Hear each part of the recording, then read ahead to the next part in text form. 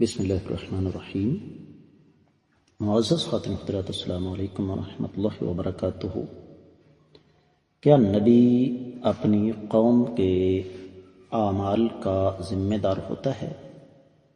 یہ ہے ہمارے آج کے قرآن مجید کے سبق کا موضوع۔ معمول کے مطابق سب سے پہلے آیت مبارکہ کی تلاوت۔ اعوذ باللہ السمیع العلیم من الشیطان الرجیم۔ قال وما علمي بما كانوا يعملون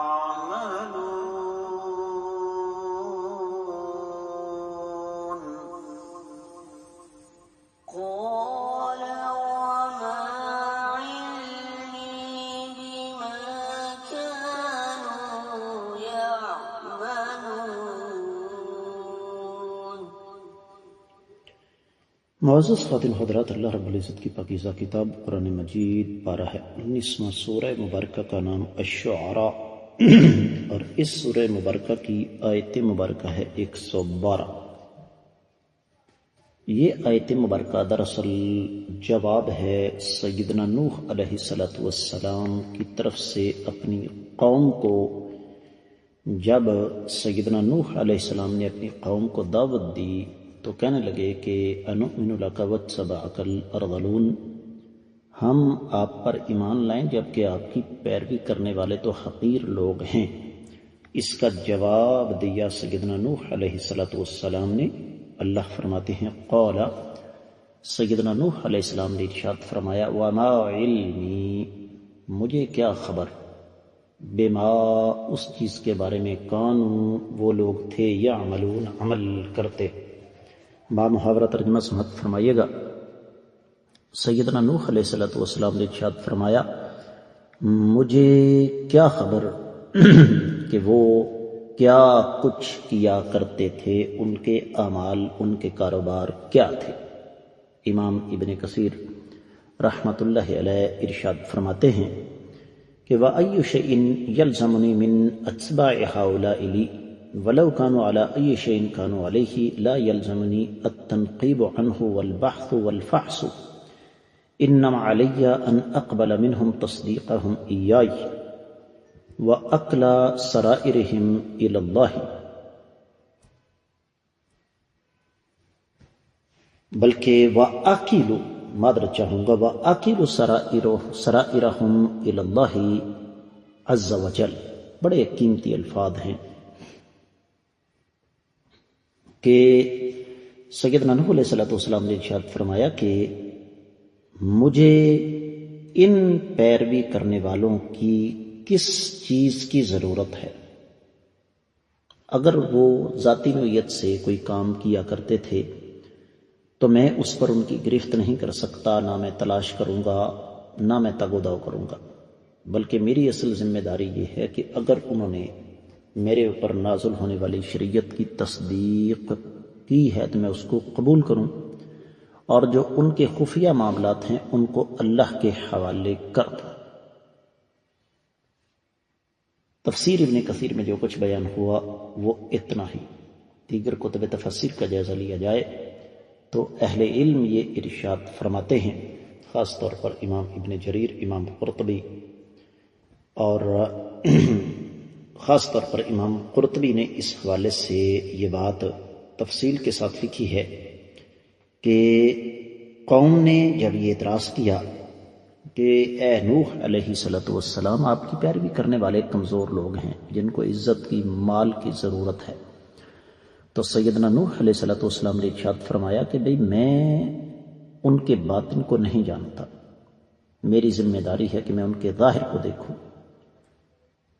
اور پھر امام قرطبی فرماتے ہیں کہ اس کا ایک اور معنی یہ ہے کہ میں نہیں جانتا کہ رب کائنات ان کو ہدایت دیں گے یا گمراہ کریں گے، یہ میرا معاملہ نہیں ہے، نہ ہی یہ میری ذمہ داری ہے، کیونکہ رب کائنات خفیہ اور اعلانیہ تمام باتوں کو جانتے ہیں، اور میں ان کے ان معاملات میں مداخلت کیوں کروں جن تک میرے اللہ نے مجھے رسائی نہیں دی یا جس کی اجازت نہیں دی۔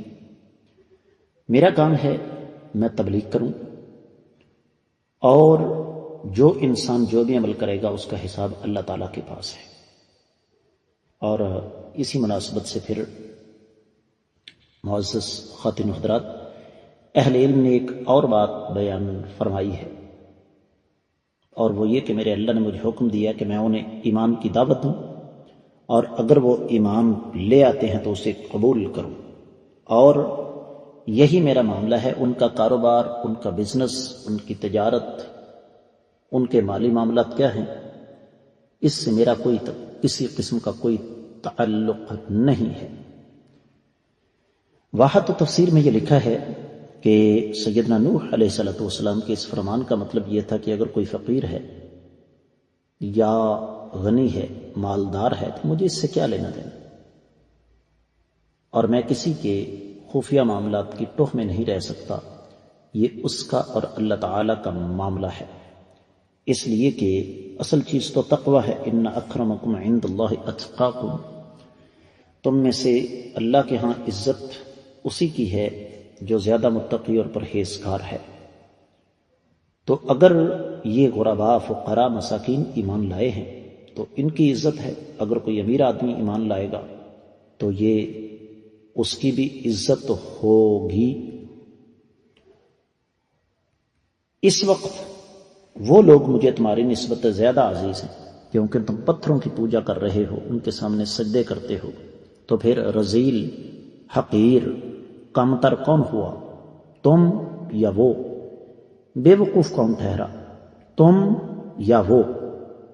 اصل بات اس کا مقصد یہ ہے، اور یہی وجہ ہے کہ مفسرین کرام اس حوالے سے فرماتے ہیں کہ اس آیت مبارکہ سے ہمیں ایک بڑا اہم سبق ملتا ہے۔ خاص طور پر تفسیر المراغی وغیرہ میں اس بات کی طرف اشارہ ہے کہ قرآن مجید چونکہ ہماری تربیت اور اصلاح کرتا ہے،